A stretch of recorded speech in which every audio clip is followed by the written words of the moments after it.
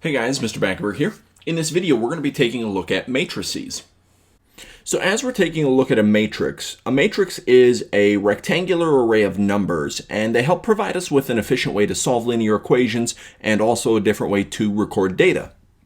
Now, as we're looking at a matrix, they're often shown using square brackets, and then we're going to have some numbers inside of our brackets. And I'm just going to make up a matrix quick here. So we got 1, 2, 3, and 4, 5, 6. Now, as we're talking about a matrix, one of the first things we talk about is its order. And in general, we usually say that a matrix has an order of m by n, where that m value comes from the number of rows and the n value comes from the number of columns. So specifically, as we're taking a look at this matrix, there are 2 rows and then there are 3 columns. So we would call this a 2 by 3 matrix.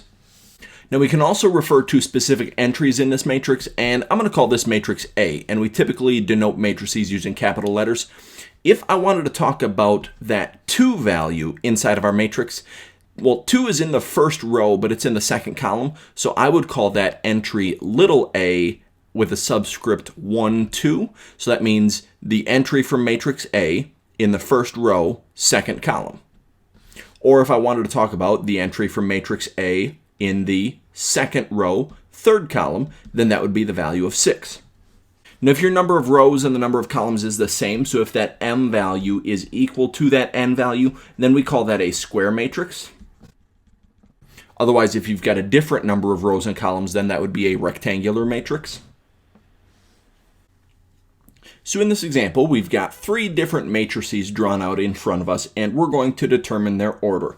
So remember, the order, we look at the number of rows and the number of columns. Rows go across, so as we're looking at this first matrix, we've got 1, 2, 3 rows going across, and there are 2 columns going up and down, so this would be a 3 by 2 matrix.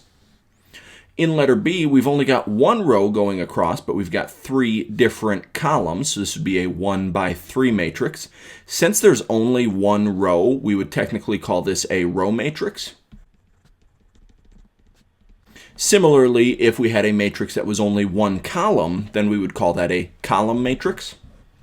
In letter C over here, we can see that we've got 3 rows going across, and we've got 3 columns going up and down.